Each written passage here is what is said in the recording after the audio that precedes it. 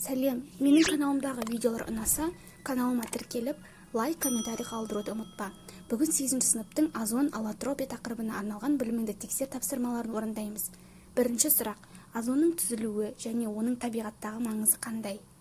Табиғатта озон найзағайлы жаңбыр кезіндегі электр разрядтарынан немесе қалқан жапырақты ағаштардың шайыры тотыққанда түзіліп, ауаға жағымды иіс береді. Табиғатта озон оттек молекулаларына күн радиациясы әсер еткенде пайда болады. Озон қабаты жердегі тіршілікті ультракүлгін сәулелерден қорғайды. Екінші сұрақ: аллотропия, аллотропиялық түр өзгеріс деген не? Бір ғана химиялық элемент бірнеше жай зат түзе алатын құбылыс аллотропия деп аталады. Бір химиялық элементтен түзілген жай заттар осы элементтің аллотропиялық түр өзгеріс деп аталады. Оттек пен озон оттектің аллотропиялық түр өзгерістері. Сіздерге 56-шы суретте молекулалардың модельдері көрсетілген. Үшінші сұрақ: озонның қолданылуына мысалдар келтіріңдер. Озон ауа мен ауыз суды озондауға, өндірістің ағын суларын залалсыздандыруға, зымыран отын тотықтыруға және ағартқыш зат ретінде қолданылады. Төртінші сұрақ: озон ойығы дегеніміз не? Оның себептері мен зияны туралы әңгімелеңдер. Озон қабатының ойылуына түрлі себептер әсер етеді. Мысалы, тоңазытқыш қондырғылары мен жылу оқшаулағыштардағы хлор қосылыстары.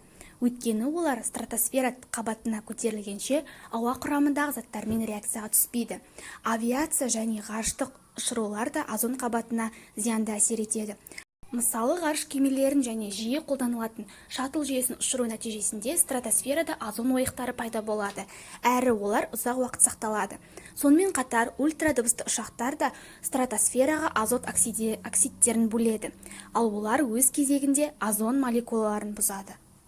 Бірінші есеп: зат мөлшері 10 моль озон күміспен әрекеттескенде түзілген оттектің зат мөлшерін есептеңдер. Реакцияда оттектен басқа күмістің бір валентті оксиді түзіледі. Бірінші есептің жауабы: ең алдымен реакция теңдеуін жазып аламыз. 2 аргентум плюс О3 түзеді аргентум 2О плюс О2. Бізде есептің берілгенде озонның молі зат мөлшері бар, ол 10 моль. Реакция теңдеу бойынша ол 1 мольге тең. Және де оттекте де реакция теңдеу бойынша 1 мольге тең. Бізге оттектің молін зат мөлшерін табуымыз қажет. Табу үшін пропорция құрамыз, яғни 10 мольді 1 мольге көбейтіп, 1 мольге бөлеміз, нәтижесінде 10 моль шығады. Яғни оттектің де зат мөлшері 10 мольге тең.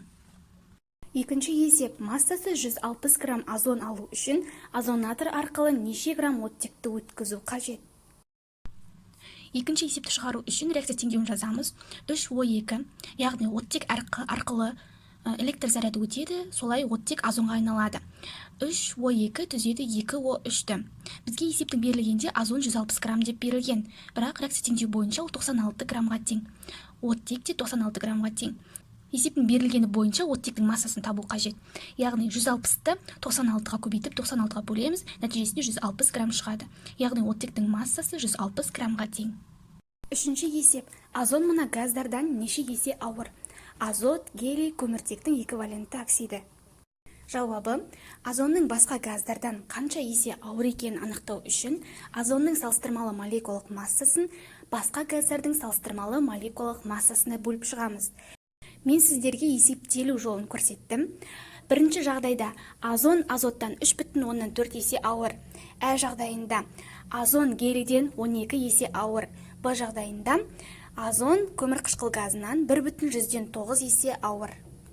Төртінші тапсырма: сутек, оттек және озон газдары үшін Вен диаграммасын құрастырыңдар. Менің диаграммам әдемі болып шықпады, сіздер әдемі етіп дәптерлеріңізде жазуларыңызды сұраймын. Бірінші оттек, оның салыстырмалы молекулалық массасы 16-ға тең, ауа құрамында тыныс алуға керек. Келесі сутек, салыстырмалы молекулалық массасы 1-ге тең, әлемде ең көп таралған газ. Келесі озон, салыстырмалы молекулалық массасы 48-ге тең, жаңбырдан кейін пайда болады. Ал үшеуіне ортақ зат ол газ болып табылады. Барлығы газ.